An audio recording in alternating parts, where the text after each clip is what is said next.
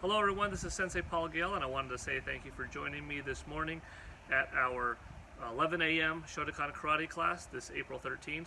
I appreciate your efforts, and this following video is going to be a little bit of a guide of what we did in class, particularly in regards to our front snap kick drills and our exercises to develop stronger legs with more balance behind them.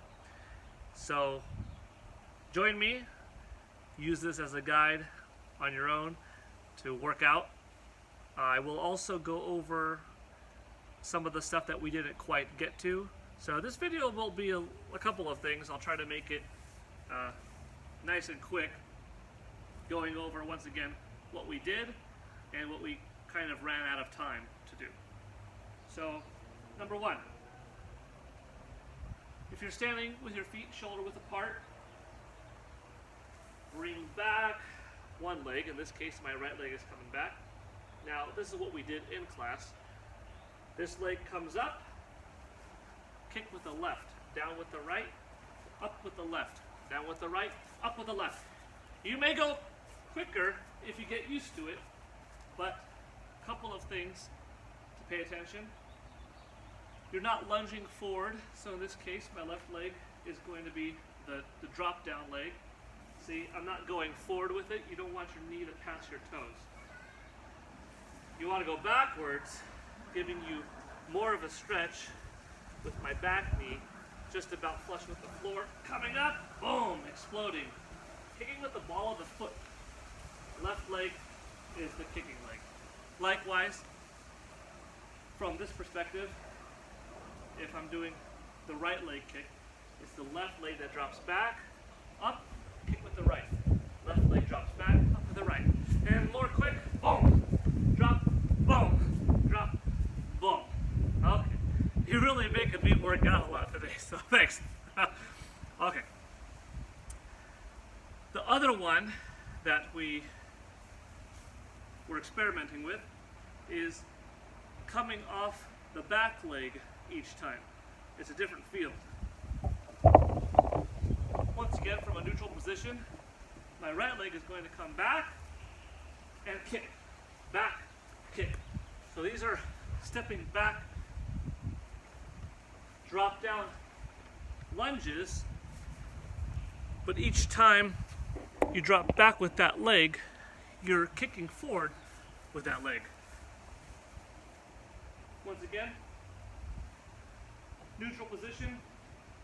Now I'm going to drop back with the left, kick with the left, kick with the left, kick with the left, kick with the left. That's what that exercise works. What it looks like, I should say. The next thing, performing a wide, not a wide squat, performing a narrow squat and adding a little hop to it. See, this is not hopping, this is just legs extending. If you have an issue with the knee, or if this motion just doesn't feel good, don't worry about it. Pay attention to the form, more important. Butt backwards, knees are behind the toes. At the very least, you can come up. A little tougher, come up on the balls of your feet. The next step is down, a little hop, right? And the next point, you're going airborne.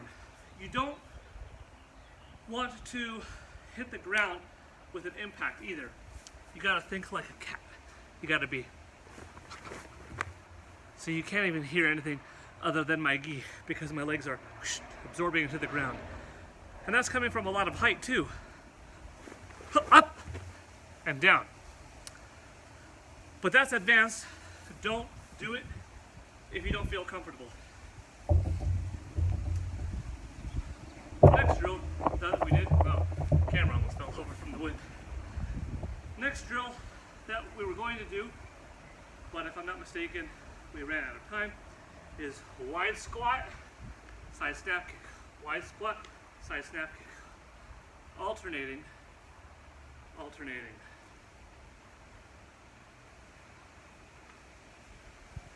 Good. So that was a look at a couple of things. we had our drop down lunge, come up and kick with the front leg, both sides. Drop down lunge, kick with the leg that went backwards in the first place, both sides. Narrow squat to standing up. Narrow squat to standing up with either a little bit of a hop or just coming up to the balls of your feet. A narrow squat coming up, full plyometric, knees tucked to your chest, dropping back down into position, butt still going back, knees still going back behind your toes. And our wide squats with alternating side snap kicks, really working on your hips. The final thing that we did, which is actually the first thing if I'm not mistaken, was our Heian Shodan drill, designed to really get up your heart rate. Very calisthenic, very plyometric. Not something that you would teach somebody with no experience in Shotokan Karate. Not something that I would show someone learning Heian Shodan for the first time. No. Throughout this course, throughout this semester, you've all learned Heian Shodan well enough that that's why now you could do this. So I feel confident in your ability, so that's good.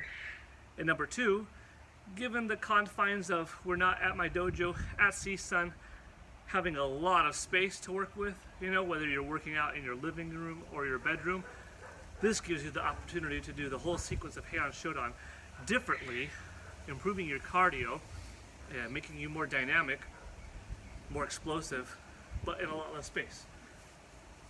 So if I'm showing you face on Heian Shodan, instead of 1, looking to the left, downward block, 2, stepping in forward, punch, 3, turning downward block, 4, 5, going through the motions like that. This is how we did it. This is my modified version for more of a plyometric take on Heian Shodan, and something that specifically is good for those of you that have learned it already, and like I said, have less space to work with. Okay? So 1, drop into place. 2, switch. 3, turn, drop into place. 4, continue as you do. 5, switch. 6, drop into place.